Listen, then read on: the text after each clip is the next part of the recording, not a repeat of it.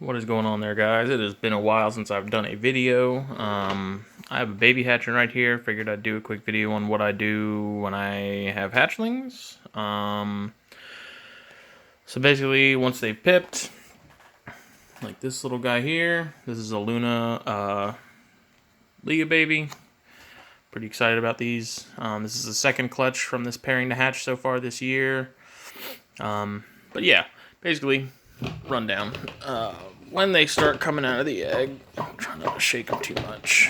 I get one of my boxes. Ignore my super full trash can. Hose it down real good. Not super wet, but, you know, humid, moist, whatever you want to call it.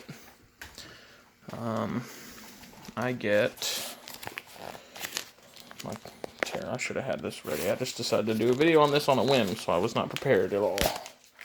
I get some fake leaves together, maybe 2 or 3, depending on how big they are. We'll stick with 2. I'll take a paper towel roll, and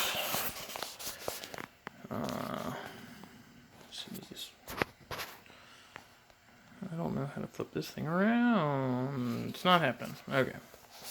Putting this down real quick. Just for a second. I'm not strong enough to rip that. I don't know why. Anyways. Take a toilet paper, paper towel roll, whatever. I like to take them and I flatten them out. It's a little more inviting for a little gecko, you know, instead of a big open space like this, because they're kind of similar to snakes in that, like, they like smaller spaces to be able to curl up and hide in. And when I'm not dropping my stuff, so I'll stick that in there. I'll stick a few fake leaves for them to hide under if they'd rather do that, and give them a little bit of cover.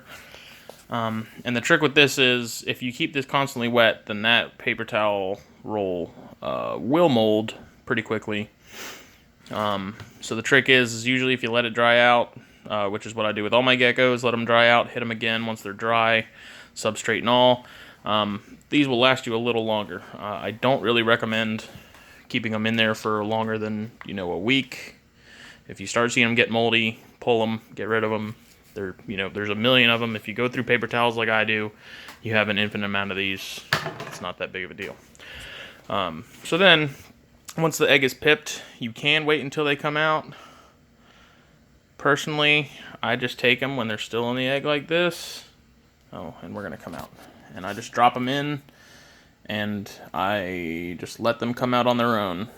Usually they're so exhausted from hatching and stuff, they really don't try to run or anything like that. You don't want them to leave the egg prematurely, in my opinion. You want them to come out on their own.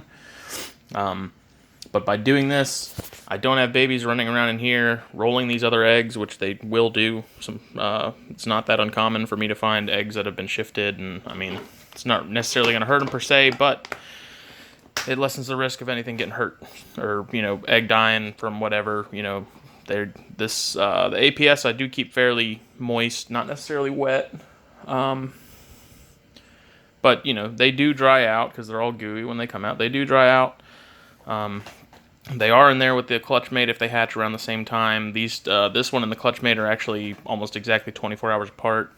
So I just like to put them in here. They're ready to go. It's moist. I don't have to worry about them. I can leave them in there for, you know, two or 3 days before I give them their first meal.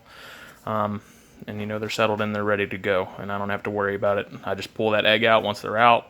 Probably change the paper towel, because I have noticed that with that yolk, or, you know, the goo, you will get some mold in there if you keep things moist for too long, just like the roll.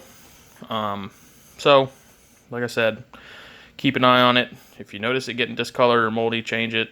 It's not going to hurt them. Keep them moist, you know, for the first few days, because they're going to shed almost immediately, and they are good to go. So, thanks for watching. Sorry it's been so long. I keep saying I'm going to do more videos, and I don't, because I'm slack, but I'll try to make them more of a habit. But this kid looks friggin' sweet. That might be a holdback. This is the first one of this whole clutch that has any sort of solid sort of dorsal like that. All the other ones are kind of broken up. But either way, little guy's tired. I'm leaving me now. Bye.